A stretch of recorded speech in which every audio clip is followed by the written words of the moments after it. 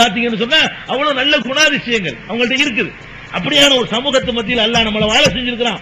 அந்த மக்களோடு நெருங்கி பழகி கசப்புணர்வு இல்லாத ஒரு வாழ்க்கையை நம்ம வாழ நினைக்கிறோமா? நினைச்ச அந்த கேள்வி வராது இல்லைங்க.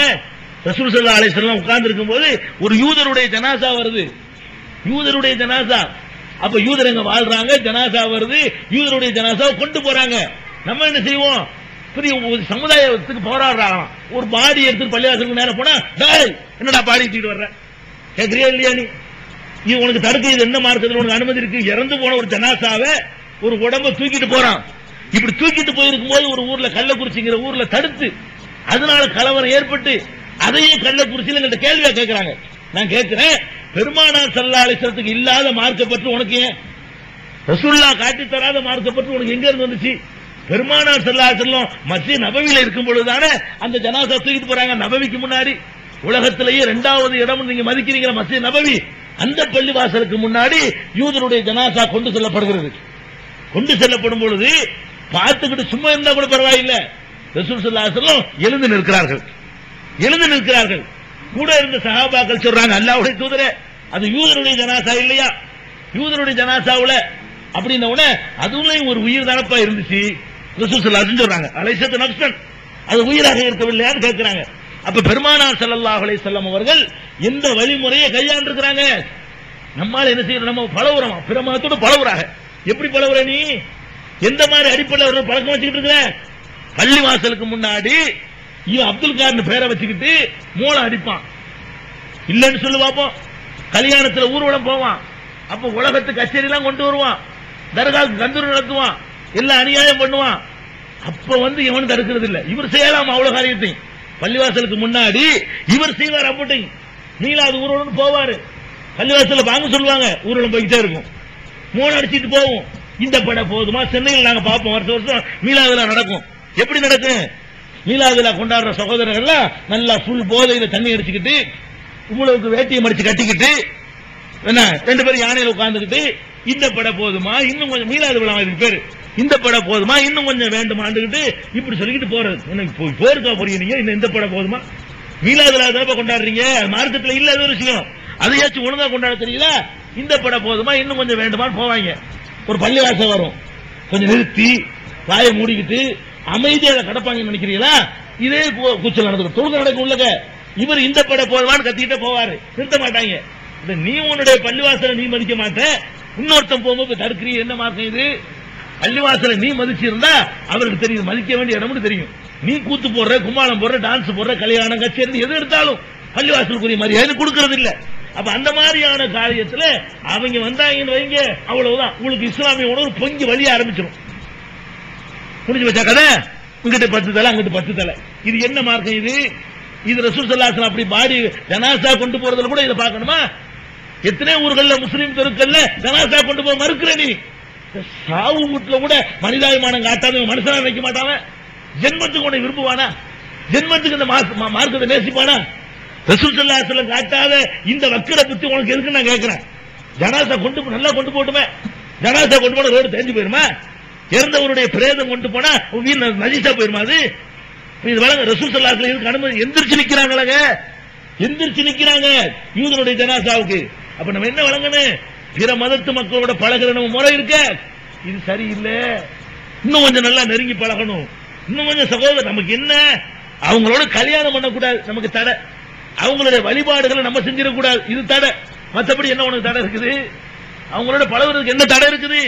அல்லாஹ் குர்ஆன்ல சொல்லி காட்டுறானே, லா யன்ஹாகுமுல்லாஹு அனில் லதீன லம் யுகாத்திலுக்கும் வலம் யுக்ரிஜுக்கும் அன் தியாரிக்கும் அன் தபர்ரு இலைஹும் அன் தபர்ரு வ துக்ஸிது இலைஹும்.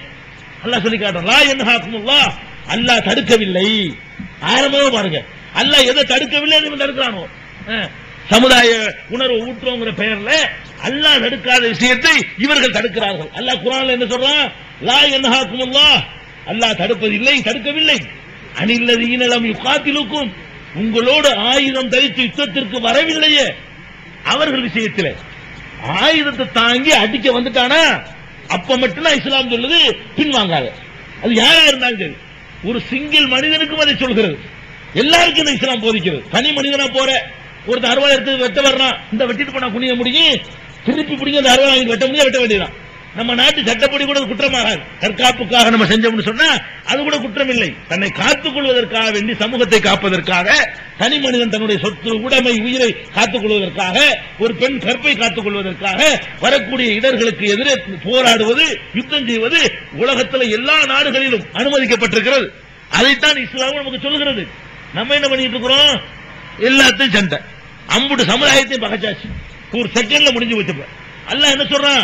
லா யன்ஹாகுமுல்லாஹு அனில் லதீன லம் யுகாத்திலுக்கும், உங்களோடு யுத்தத்திற்கு வராத மக்கள் விஷயத்திலும், வலம் யுக்ரிஜுக்கும் அன் தியாரிக்கும், உங்கள் வீடுகளிலிருந்து உங்களை வெளியேற்றவில்லையே அவர்கள் விஷயத்திலும், அந்த பர்ரு இலையும், அவர்களுக்கு நீங்கள் உபகாரம் செய்வதை அல்லாஹ் தடுக்கவில்லை. அவர்களுக்கு நீதி செலுத்துவதையும் அல்லாஹ் தடுக்கவில்லை. இதுக்கு என்ன அர்த்தம் விளங்குதா? உங்கள்ட்ட சண்டை யாருக்கு சொல்றான்ல? மக்காவுல இருந்த மக்களை சொந்த வீட்டை விட்டு விரட்டினாங்க. விரட்டிட்டு சும்மா இருக்கல, அங்கிருந்து படை எடுத்துட்டு வந்து அழிக்க வந்தாங்க. அவங்க விஷயத்துல மட்டும் நீங்கள் படை எடுத்து வந்தால் போருக்கு போங்க, இது ஒண்ணும் தப்பே கிடையாது. மேடை போட்டு எங்கேயும் சொல்லலாம், போருக்கு வந்தா கையை கட்டி நில்லுன்னா சொல்ல முடியாது. இந்த சமுதாயத்துக்கும் சொல்லலாம், உலகத்துக்கு சொல்லலாம், யாருக்கும் சொல்லலாம். அதைத்தான் இஸ்லாம் சொல்லுகிறது. யுத்தம் வந்து விடுமையானால் எதிர்த்து நில்லுங்க, பின்வாங்கி மட்டும் ஓடிடாதீங்க. இது ஓகே, இது மார்க்கத்தில் உள்ளது. மற்றவர்கள் விஷயத்துல அப்படி அல்லாஹ் உங்களுக்கு உத்தரவிடவில்லைன்னு சொல்றான்.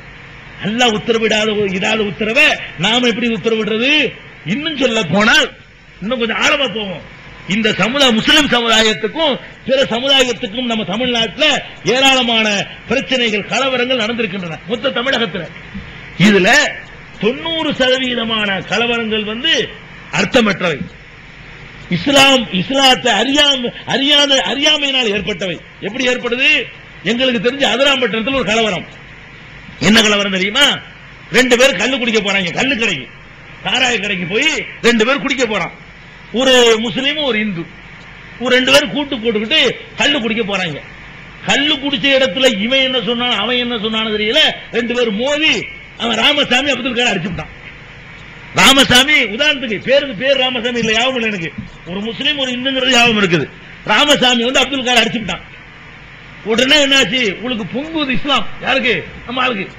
அங்க உள்ள முஸ்லீம்களுக்கு எல்லாம் இஸ்லாமிய உணர்வு அப்படி பொங்கி வழியுது. என்னடா அப்துல் கார் எப்படி விட்ட போச்சு, இங்க இருந்து போறாங்க. அவனுக்கு பொங்குது. அதே மாதிரி எப்படி ராமசாமி அடிக்கிறது? அவன் எடுக்கிறான். இந்த 2 குடிகார பசங்களுக்காக வேண்டி இங்கிட்டு 2 பேர், அங்கிட்டு 2 பேர், பள்ளிவாசல் வரைக்கும் போச்சு டேமேஜ். 2 குடிகாரனுக்காக வேண்டி அங்கிட்டு 2 தலை போச்சு, இங்கிட்டு 2 தலை போச்சு. இது தேவையா? என்ன விவகாரம் விசாரிக்க வேணாமா? எதுக்கு சண்டை நடந்துச்சு? இப்ராஹிம் அழுதுகிட்டு வந்து உடனே ஓடிடலாமா? அடே உன்னை எதுக்குடா அடிச்சாங்க? நீ எதுக்குடா அங்க குடிக்கிறதுக்கா போன? ஒரு முஸ்லீம் குடிக்கலாமான்னு இழுத்து போட்டு நீ 2 மிதி சேர்ந்தோம்னா அந்த சமுதாயம் எப்படி உன்னை மதிக்கும்? அதான் நீ செஞ்சிருக்கணும். இந்த அடி வாங்கிட்டு வர்றானே அவனை பிடிச்சி இழுத்து நீ மதிக்கணும். ஏன்டா கேவலப்படுத்துற இஸ்லாத்தின் பெயரையே? இஸ்லாத்துல குடிக்கலாமாடா? நீ குடிச்சதுக்கு இந்த சண்டைக்கு நாங்களாடா பொறுப்பு அப்படின்னு சொல்லி ஊர்ல உள்ள பிரமுகர்களோ அல்லது அங்க உள்ள சக்தி வாய்ந்தவர்களோ தடுத்திருந்தார்கள் சொன்னா அந்த கலவரம் நடந்திருக்குமா? இன்னும் சில ஊர்கள்ல இவர் போவார். யாரு? நம்ம இப்ராஹிம் போவார். உதாரணத்துக்கு தான் இப்ராஹிம். யார்? இப்ராஹிம் பேர் கோச்சிக்கிறாங்க. இப்ராஹிம் ஒருத்தர் போவார். அங்க ஒரு பொம்பளை குளிச்சுக்கிட்டு நிப்பான். அவள்கிட்ட போய் சில்மிஷம் பண்றது. யாரு? அவன் முஸ்லீமா இருக்க மாட்டான், அவன் ஒரு மதத்துக்காரியா இருப்பான். அவர்கிட்ட போய் சில்மிஷம் பண்ணுவாங்க. அவன் என்ன செய்வா? செருப்பக்கட்டை அடிப்பா, இல்லாட்டி கூட்டி வீட்டுல போய் சொல்லுவான். அவன் சொந்தக்காரன், புருஷங்காரன், அண்ணங்காரன் வந்து 2 மிதி மிதிச்சு போடுவாங்க. உடனே வருமே இஸ்லாம் உங்களுக்கு பொங்கி வருமே. இப்ராஹிம் அடிச்சுட்டாங்க நவரா வெட்டி வாங்கல மைக்கில் கத்து. இது என்ன இஸ்லாம்னு கேட்கிறேன். உங்களுடைய நடவடிக்கை